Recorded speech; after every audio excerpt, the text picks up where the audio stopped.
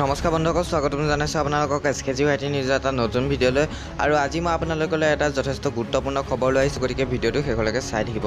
বন্ধুসকল, আপোনালোকে নিশ্চয় জানে কালি 6 ছেপ্টেম্বৰ তাৰিখে বহু চৰ্চিত কাঞ্চনজংঘাই মুক্তি পালে আৰু এই প্ৰথম দিনাখনে কাঞ্চনজংঘাৰ লগত বহুকেইটা খেলিমেলিৰ সৃষ্টি হৈছে। প্ৰথমতেতো এই জয়কুমাৰ দাস নামৰ এইজন ব্যক্তিয়ে এনেদৰে লিখিছে কি আচলতে কাঞ্চনজংঘা চাব কোনোৱে নাযায়, সকলোৱে জানে অসমীয়া ছবি চাই হেৰেছমেণ্ট পোৱা যায়। ইয়াৰ উপৰিও এইজনে লিখিছে কি আপোনালোকে যদি এণ্টাৰটেইনমেণ্ট বিচাৰিছে তেনেহ'লে অকল চাহহে চাবলৈ যাওক। এইদৰে কৈ আচলতে তেওঁ অকল কাঞ্চনজংঘাকে নহয় সমগ্ৰ অসমৰ ছবি জগতকে তেওঁ অপমান কৰিছে। ইয়াৰ উপৰিও তেওঁ আৰু এটা পোষ্ট লিখিছে, আপোনালোকে ক্ষমা কৰিব, পোষ্টটো আখৰখিনি আচলতে উজ্জ্বলভাৱে অহা নাই। এই পোষ্টটোত তেওঁ লিখিছে কি আচলতে জুবিন গাৰ্গৰ এটা বহুত জনপ্ৰিয় ডায়লগ আছিল, আমি নতুন প্ৰজন্ম ইচ্ছা কৰিলে দেশ জ্বলাবও পাৰোঁ সলাব পাৰোঁ। আৰু তেওঁ এই ডায়লগটোক লৈ বহুত অদ্ভুত ধৰণৰ মন্তব্য কৰিছে কি আপুনি একো দেশ জ্বলাবও নোৱাৰে আৰু সলাবও নোৱাৰে, আপুনি এনেদৰে কৈ দেশক অপমানহে কৰিছে। আৰু ইয়াৰ উপৰিও তেওঁ কৈছে কি জুবিন গাৰ্গে কথা ক'ব নাজানে। এনেধৰণে কিছুমান অদ্ভুত কথা তেওঁ এই পোষ্টটোত লিখিছে আৰু কাঞ্চনজংঘাৰ লগতে তেওঁ সমূহ অসমৰ ছবি জগতক অপমানো কৰিছে। ইয়াৰ উপৰিও বহুকেইজন লোকে কাঞ্চনজংঘা চাবলৈ আহি সেয়া লাইভ ভিডিঅ' কৰিছিল বিভিন্ন ছ'চিয়েল মিডিয়াত, আৰু কেইজনমান লোকে সেয়া ইউটিউবতো আপলোড কৰি দিছিল। আৰু ইয়াকে লৈ জুবিন গাৰ্গে লাইভ আহি এটা মন্তব্য দিছিল, আমি আপোনালোকক পোনে পোনে সেই মন্তব্যটো দেখুৱাইছোঁ। গোটেই কাঞ্চনজংঘা টিম আছোঁ,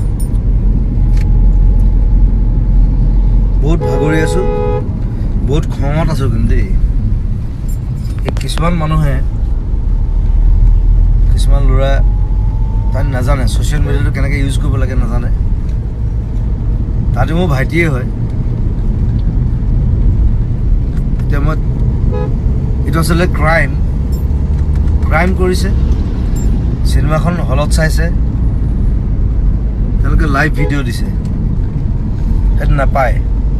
সেইটো বস্তু জানিব লাগে যে অসমীয়া চিনেমা এখন ইমান কষ্ট কৰি বনোৱাৰ পিছত, ইমান প্ৰসাৰ কৰাৰ পিছত ৱাই সেইটো মূৰত অকণ কিবা এটা থাকিব লাগে, ব্ৰেইনটো যে এইটো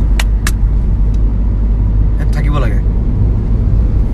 এতিয়া মোক খং উঠিছে, কিন্তু মই সিহঁতক থানাত ভৰাব পাৰোঁ, থানাত যাবই,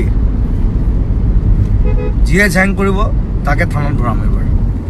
আমাৰ গোটেই কাঞ্চনজংঘা টিম আছে আৰু কোনোৱে ইউটিউব আপলোডো কৰিছে।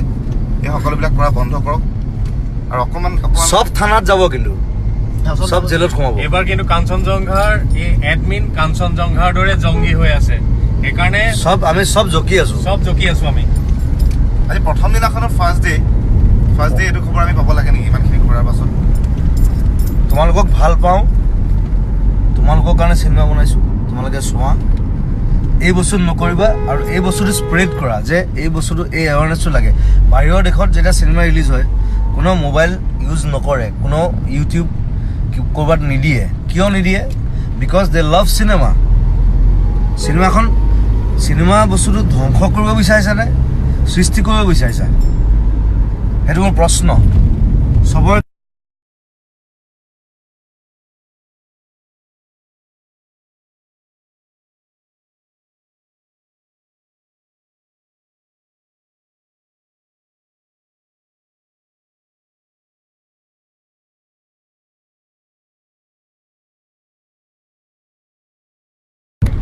আমি এটা বিশেষ ধৰণৰ কথা আৰু এটা কথা সকলোকে কওঁ যে যিসকলে কৰিছে তেওঁলোকতো অপৰাধী হয়, বাকী সকলো যিসকলে অসমীয়া চিনেমাক ভাল পায় তেওঁলোকে চিনেমা চাবলৈ গৈছে। আপোনালোকে অকণমান সচেতন হৈ থাকিব। আপোনালোকৰ চিটৰ কাষতে কোনোবাই মোবাইলটো লাইভ কৰি আছে নেকি? যদি বন্ধ কৰাই কোনোবাই যদি দেখা যে ছাইডত কোনোবাই লাইভ কৰি আছে, শ্বুটিং কৰি আছে, লগালগ ক'ব লাগে যে ডোন্ট ডু ইট, ৰেকৰ্ডিং কৰিলে don't do it. Cinema is not like that. Cinema এখন বনাওঁতে বহুত কষ্ট হয়। মোৰ চুলি পকি গ'ল, দাড়ি পকি গ'ল এইখন চিনেমা বনাওঁতে। চ' ডোন্ট ডেষ্ট্ৰয় ইট। আৰু এটা সৃষ্টি কৰিবলৈ মোক সুযোগ দিয়া, এইটো মই অনুৰোধ জনাইছোঁ চবকে, প্লিজ ডোন্ট ডু ইট। আৰু যিবিলাকে চাই আছে, যিবিলাকে আছে এতিয়া, সকলোকে অনুৰোধ কৰিছোঁ যাতে চবে শ্বেয়াৰ কৰে। আৰু এইটো এটা এৱাৰনেছ হ'ব লাগে। কিছুমান ল'ৰা ছোৱালী আচলতে নাজানে, তাহাঁতি মানে চিনেমা চাওঁতে গম নাপায়, তাহাঁতি চাওঁতে ভাবে যে দি দিওঁ, ইউটিউবত দি দিয়ে, ক'ৰবাত দি দিয়ে, নাপায়। সেইটো ইটছ এ ক্ৰাইম, এইটো direct it's a cyber crime. আৰু মই বাৰে বাৰে কৈছোঁ, যিকেইটাই কৰিব চবকে থানাত ভৰাম। বাই বাই, লাল চালাম।